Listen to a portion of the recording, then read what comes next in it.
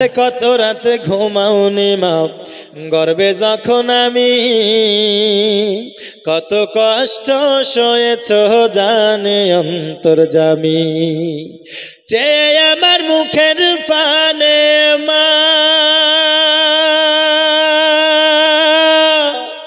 দুঃখিনী মা,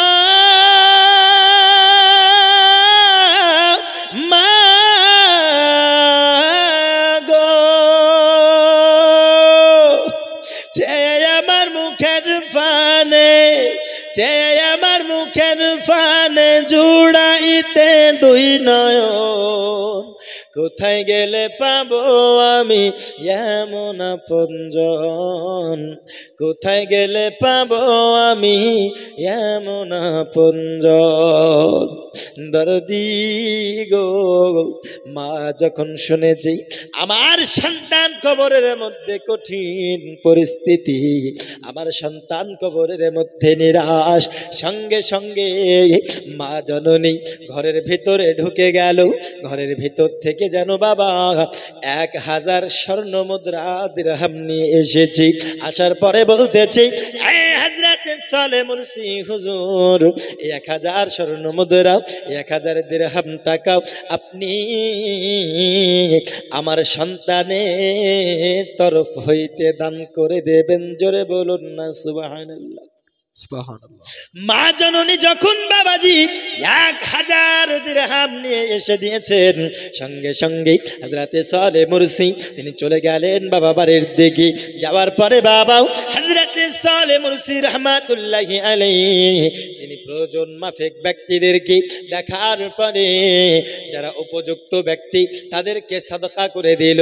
ওই সন্তানের নামে 1000 দিরহাম সাদকা যখন করে দেয়, এক সপ্তাহ অতিবাহিত হয়ে গেল। আবারও শুক্রবারের দিন ফজরের নামাজের পূর্বে হযরতে সালেহ মুরসি তিনি আবার যেন মসজিদের দিকে রওনা হয়েছেন। রওনা হওয়ার পথে বাবা হযরতে সালেহ মুরসি রাহমাতুল্লাহি আলাইহি তিনি যেন ওই গোরস্থানের কাছে তিনি আবারও অবস্থান করলেন। একই জায়গায় নামাজ আদায় করলেন এবং একই জায়গায় তিনি আরাম করার জন্য বসে গেলেন। দরদি তিনি যখন আবারও ঘুমিয়ে গেল, এইবার যখন ঘুমিয়েছে স্বপ্নের মধ্যে দেখতেছেন গত সপ্তাহে গত শুক্রবারে যারা বাবা পুরস্কার পেয়েছিল এই শুক্রবারেও তারা পুরস্কার পেয়েছে। গত শুক্রবারে যেই সন্তান পুরস্কার পেয়েছিল না, এই যেন এই সপ্তাহে যেন ওই সন্তানও পুরস্কার পেয়ে গেছে, ওই সন্তানও পুরস্কার পেয়ে গেছে। কেন? কারণ এক সপ্তাহ পূর্বে যেই ব্যক্তির কাছে কোনো পুরস্কার এসেছিল না, কেন এসেছিল না? কারণ তার জন্য দান সাদকা করার, তার জন্য দোয়া করার কেউ ছিল না, তাই না? কিন্তু এইবার যখন তার মা শুনতে পেরেছে, জানতে পেরেছে, তখন কি হয়? তার মা যখন তার নামে 1000 দিরহাম দান করে দিলেন, সঙ্গে সঙ্গে সেই দানের বদলা আল্লাহ তার কবরে পৌঁছিয়ে দিল। জোরে বলুন সুবহানাল্লাহ। তার কবরে পৌঁছিয়ে দিল। তো আজকে যাদের আমাদের আব্বা মারা গিয়েছে, বাবা মারা গিয়েছে, মা মারা গিয়েছে, আত্মীয় স্বজন মারা গিয়েছে, তারাও তো এরকম আশাবাদী হয়ে থাকে আমাদের দোয়ার, আমাদের দানের আশাবাদী হয়ে থাকে না? আশাবাদী হয়ে থাকে। আর দেখুন এটা ঘটছে কোন দিনে? হযরতে সালেহ মুরসি রাহমাতুল্লাহ আলাইহি তিনি কোন দিনে যাচ্ছেন নামাজ পড়তে? শুক্রবারের দিন। কোন দিন? শুক্রবারের দিন। যার জন্য বলা হয়েছে শুক্রবারের দিন আপনারা বেশি বেশি করে আপনাদের মুর্দা যারা ইন্তেকাল করে গেছেন তার জন্য দান সাদকা করুন, বেশি বেশি তার জন্য দোয়া করুন। কেন? কারণ আল্লাহ পাক আল্লাহ তাআলা সেই দিনের দোয়াকে, সেই দিনের দান সাদকাকে আল্লাহ পাক আল্লাহ তাআলা পুরস্কার স্বরূপ তার কবরে পৌঁছিয়ে দেয়।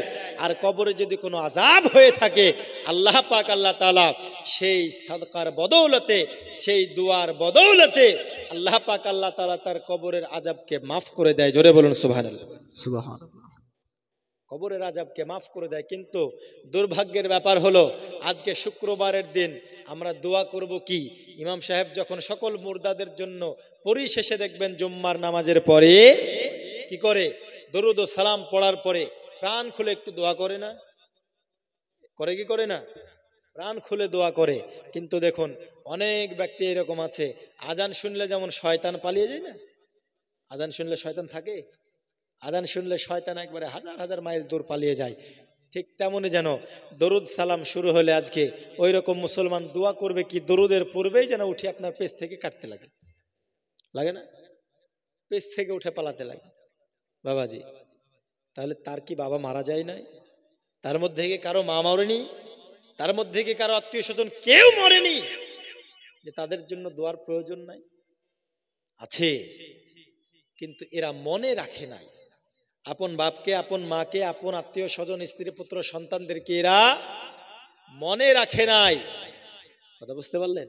যদি মনে রাখতো আজকে তাদের জন্য 1 টাকা হলেও কি করত? হয়তো দান করত। যদি তাদেরকে মনে রাখতো কি হতো? আজকে তাদের জন্য পরিশেষে বিশেষ করে জুম্মার দিনে দোয়া করত, করতো না? দোয়া করত। কিন্তু বর্তমান সময় এখন কিছু মানুষ দোয়াও করে না, দোয়াও ছেড়ে দিয়েছে। ছেড়ে দেয় না? দোয়াও ছেড়ে দিয়েছে বাবাজি আমার। তো দেখুন দোয়া ছেড়বে না কেন? কারণ এরা নিজেরাই হুজুর হয়ে গেছে, হয়নি? এরা নিজেরাই হুজুর হয়ে গেছে। একবার মহব্বতে দরুদ পড়ুন, আল্লাহুম্মা সাল্লি আলা সাইয়্যিদিনা মাওলানা মুহাম্মদ ওয়া আলি সাইয়্যিদিনা মাওলানা মুহাম্মদ সাল্লাল্লাহু আলা মুহাম্মাদিন সাল্লাল্লাহু আলা মুহাম্মদ হরদম জাবা সেলে কালো পাক নামে মোহাম্মদ হরদম জাবা সেলে কালো শফিয়ানা মোহাম্মদ সাল্লাল্লাহু তাআলা আলাইহি ওয়াসাল্লাম। তাহলে বাবাজি আমার, পৃথিবীর বুকে আমরা যারা এই দোয়া থেকে বঞ্চিত রয়েছে বাবাজি, আমাদের বাবা মা, আত্মীয় স্বজন, যাদের সন্তান সন্ততি ইন্তেকাল করে গেছে, সকলের জন্য পৃথিবীর বুকে দান সদকা এবং দোয়ার প্রয়োজন আছে না নাই? দোয়ার প্রয়োজন আছে। হযরতে সালেহ মুরসি রাহমাতুল্লাহি আলাইহি তিনার কথা থেকে দুটো জিনিস শিক্ষণীয়।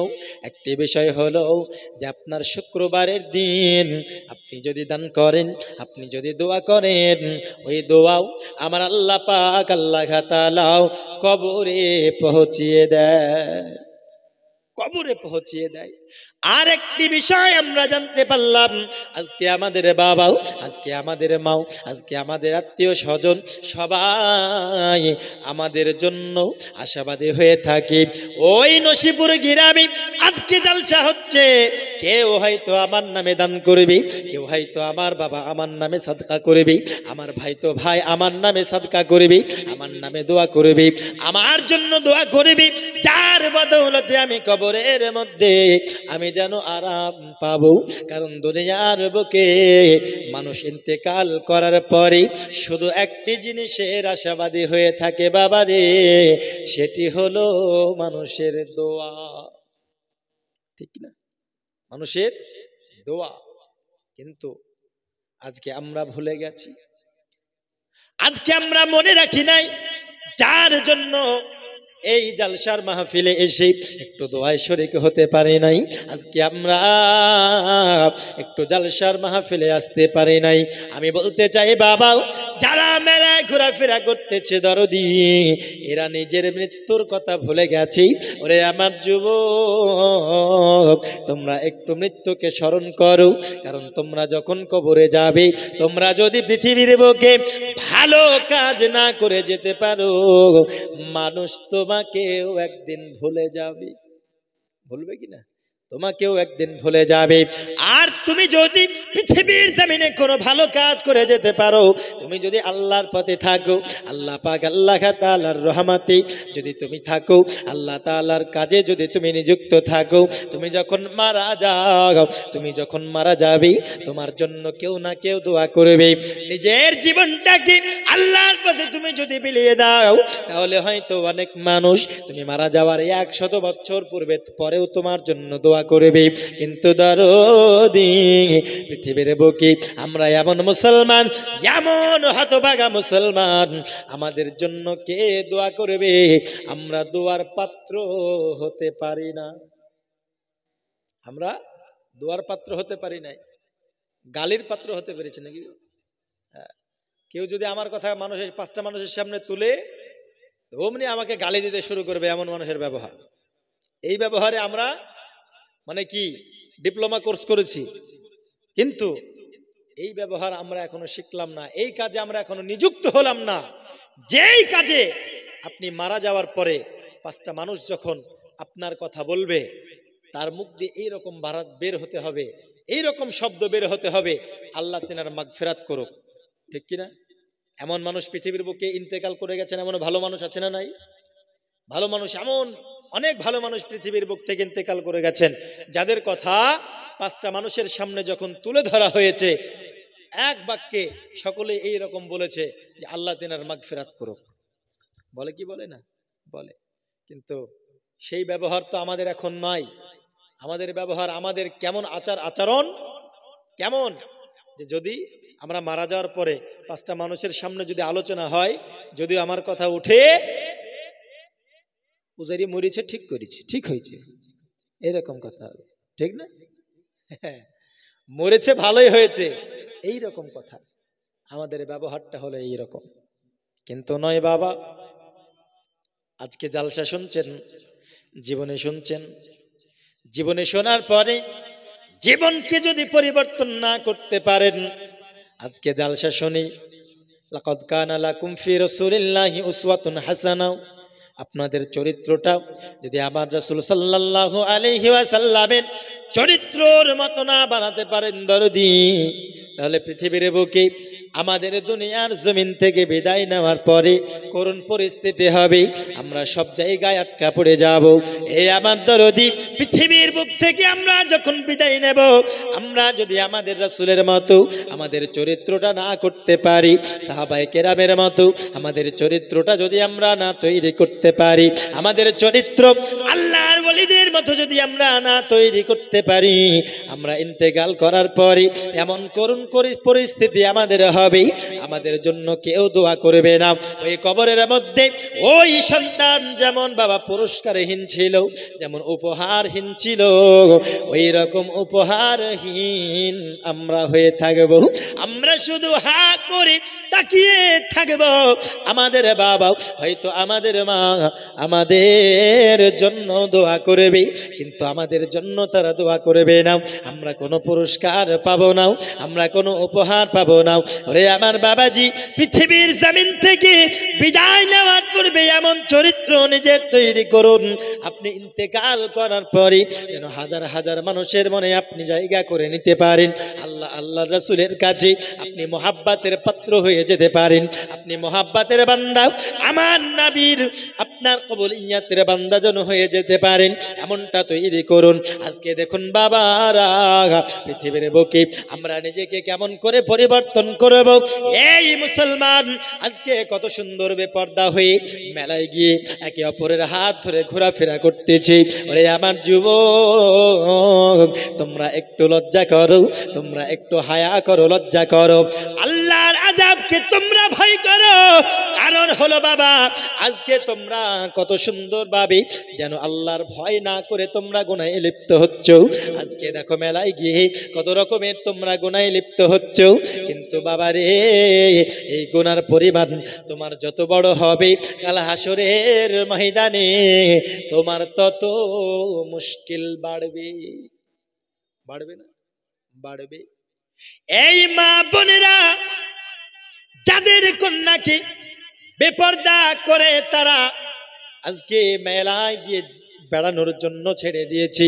আজকে কোনো ভাইকে সঙ্গে দেয় নাই, আজকে তাদের কেউ নাই, একাকী ছেড়ে দিয়েছে কন্যাদেরকে।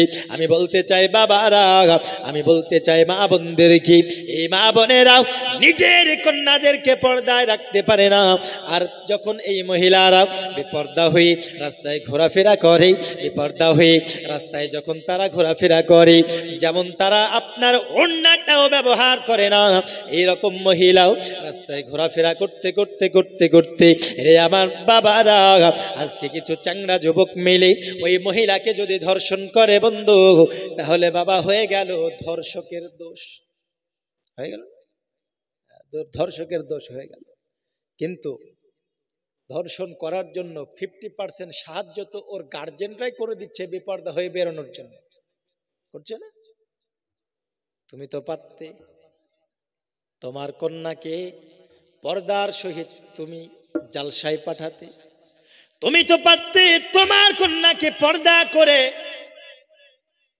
স্কুলে পাঠাতে পারতে, তুমি প্রাইভেটে পাঠাতে পারতে। আরে পর্দা তো দূরের কথা বন্ধু, ওড়নাটাও এখন কার মহিলা ব্যবহার করে না, করে ওড়নাটাও ব্যবহার করে। এমন হয়েছে তুমি হয়ে গেলে দায়ুস। ওই বাবাদেরকে আমি বলবো, ওই মাদেরকে আমি বলবো, দায়ুস ব্যক্তি কোনোদিন জান্নাতে যেতে পারে না। আমার নবী বলেছেন আদ-দায়ুস লা ইয়াদখুলুল জান্নাহ, দায়ুস ব্যক্তি কোনোদিন জান্নাতে যেতে পারে না। আর দায়ুস হলো সেই ব্যক্তি যে ব্যক্তি নিজের পিতা, নিজের স্ত্রীকে, নিজের কন্যাকে, নিজের আত্মীয় স্বজনদেরকে পর্দার সহিত রাখতে পারে না। এই ব্যক্তিদের জন্য জান্নাত তো দূরের কথা, জান্নাতের ঘ্রাণ পর্যন্ত তারা পাবে না। তাই আমি বলবো আপনাদেরকে করজোর করে বলবো বাবা, যাদের মহিলাদেরকে আজকে বেপর্দা ভাবে মেলায় ঘুরতে দিয়েছেন, হয় দেখুন কোন সন্তানের হাত ধরে ঘোরাফেরা করতেছে, কোন ছেলের হাত ধরে ঘুরছে, হয়তো মায়ের এই দিকে খোঁজ নেয় না, মা এসে জালসা শুনতে আর বেটিকে ছেড়ে দিয়েছে মেলায় ঘুরতে, তাই না? অনেকেই ছেড়ে দিয়েছে, বসতে পারে না। মা বোনেরা নিজের কন্যাদেরকে নিয়ে এসে বসাতে পারে না, যদি বসাই হয়তো পর্দার আলোচনা শুনবে, হয়তো জাহান্নাম থেকে ভয় করবে, কবরের আযাব থেকে ভয় করবে। মা রে, তুমি যখন জালসা শোনার সময়, ওই সময় তুমি মেলায় পাঠিয়ে দিচ্ছ, আর যখন আপনার অভ্যাসে পরিণত হয়ে গেল, আজকে বড় হয়ে গেল, ওই সময় বলতেছো মা রে, দুদিন পর তোর বিয়ে হবে, তুই এতদিন যা করলে করলি, এইবার থেকে তোকে বোরখা পরতে হবে। আচ্ছা বলুন, পরবে? পরবে? আর বোরখা পরবে না। কেন? কারণ এ অভ্যাসে পরিণত হয়ে গেল। নারে তাকবীর, নারে তাকবীর। না, একটা পুরুষদের জন্য নিজের স্ত্রী এবং কন্যাদেরকে পর্দার সহিত আপনারা রাখবেন। আর এই যে মেলায় গিয়ে ঘোরাফেরা করছে, এইরকম অধিকার তাদেরকে দেওয়া যাবে না। এবং প্রত্যেকটা মা বোনেদেরকে বলবো, আপনাদের কন্যাদেরকে আপনারা নিয়ে এসে জালসার স্টেজে বসান, জালসা শোনান তাদেরকে এইরকম মেলায় আপনারা ঘুরতে দিয়ে দিচ্ছেন, আর আপনারা এসে জালসা শুনছেন। শোনার পরেও গিয়ে পরিবর্তন হলে হয়, তা হবে না। আবার যদি 1 বছর পর জালসা হয়, আবার একই ঘটনা ঘটবে। তাই আজকে পরিবেশ বজায় রাখার জন্য বিশেষ করে পর্দা অতি জরুরি। মহিলাদের, তার সাথে সাথে পুরুষদের জন্য পর্দা করাও জরুরি। তাদের পর্দা করতে হবে চোখে, এবং খারাপ কাজ থেকে তাদেরকে বিরত থাকতে হবে। আমি আমার বক্তব্য বেশি লম্বা চড়া করব না। আয়াতে কারিমে তেলাওয়াত করেছি, কুল্লু নাফসিন যায়কাতুল মাউত, প্রত্যেক নাফসকে মৃত্যুর স্বাদ চাখতে হবে। একটি কথা আমি আপনাদেরকে বলি, মানুষ যে আজকে ভুলে গেছে মৃত্যুর কথা, আজকে ভুলে গেছে, ভুলে গেলে হবে না। ভুলে গেলে কি হবে? এই যে হযরতে সালেহ মুরসি রহমাতুল্লাহ আলাইহি, তিনি কবরের মধ্যে দেখতেছেন কি, মুর্দা একজন কোনো কিছু উপহার পুরস্কার পায় নাই। কেন? কারণ পৃথিবীর বুকে তার জন্য দোয়া করার কেউ নেই, তার জন্য দান সাদকা করার কেউ নেই। তাই আমি আপনাদেরকে বলবো, বিশেষ করে শুক্রবারের দিন এবং প্রতিটা মাহফিলে যেই জায়গায় দোয়া হয়, আপনারা আপনাদের পিতা মাতা আত্মীয় স্বজনের জন্য আপনারা দোয়া করবেন। হয়তো আপনাদের পিতা মাতা আত্মীয় স্বজন আপনাদের জন্য আশাবাদী হয়ে আছে দোয়ার জন্য, আপনারা দোয়া করবেন। তবেই আপনারা যখন ইন্তেকাল করবেন তখন আপনাদের জন্য তারা দোয়া করবে ইনশাল্লাহ। জৈসি করনি ওয়াইসি ভরনি, যেমন কর্ম তেমন ফল। আমি আমার বক্তব্য লম্বা জড়া করব না, এখান থেকে বক্তব্য করলাম ইতি। একটি নাত পড়ে বক্তব্য আমি হুজুরকে মাইক দিয়ে দেবো ইনশাল্লাহ। একটি নাত পড়বো, তার পূর্বে একবার ঝুমঝুম আওয়াজে দুরূদ শরীফ পেশ করুন। আল্লাহুম্মা সাল্লি আলা সাইয়্যিদিনা মাওলানা মুহাম্মদ সাল্লাল্লাহু আলা মুহাম্মাদিন সাল্লাল্লাহু তাআলা আলাইহি ওয়াসাল্লাম। আমি নাতটা এই জন্য পড়ছি কারণ আমি দীর্ঘ সময় থেকে দেখছি আপনাদেরকে সুবহানাল্লাহ বা আলহামদুলিল্লাহ আল্লাহর শুকরিয়া যখন আদায় করছি আপনারা সাইলেন্ট হয়ে থেকে যাচ্ছেন। আপনারা আল্লাহ আপনাদেরকে মুখ দিয়েছেন তো তাই কি, তাই না? আল্লাহ তো আপনাদেরকে পঙ্গু বানান নাই। যদি বোবা হতেন বা পঙ্গু হতেন তাহলে বুঝতাম যে আপনারা সুবহানাল্লাহ আলহামদুলিল্লাহ আল্লাহর শুকরিয়াটা আদায় করছেন না। আপনারা আল্লাহর শুকরিয়া আপনারা কেন আদায় করছেন না? আপনি কি অন্যান্য হ্যান্ডিক্যাপ মানুষদের থেকে আল্লাহ আপনাকে ভালো রাখেনি? ভালো রেখেছে কি রাখেনি? তবু আপনারা আল্লাহর শুকরিয়া আদায় করছেন না। বোবা লোকে চলতে পারে বলতে পারে না, পঙ্গু লোকে বলতে পারে চলতে পারে না, কানা লোকে শুনতে পারে দেখতে পারে না, কালা লোকে দেখতে পারে শুনতে পারে না। তুমি যদি তাদের থেকে একটু ভালো থাকো তবে কেন শুকরিয়াটা আদায় করো না? তবে কেন শুকরিয়াটা আদায় করো না? তবে কেন শুকরিয়াটা আদায় করো না? তবে কেন শুকরিয়াটা আদায় করো না? চোখ দুটি দিল দেখতে তোমার, শুনতে দিল কান, জিহ্বা দিল স্বাদ নিতে আর নাকে শুকরান। ঠিক কি না? চোখ দুটি দিল দেখতে তোমার, শুনতে দিল কান, জিহ্বা দিল স্বাদ নিতে আর নাকে শুকরান। এবার তুমি ভেবে দেখো না, এবার তুমি ভেবে দেখো না কতটা সুখে তা।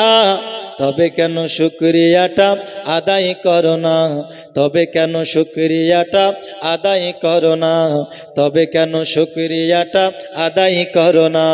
তবে কেন শুকরিয়াটা আদায় করো না?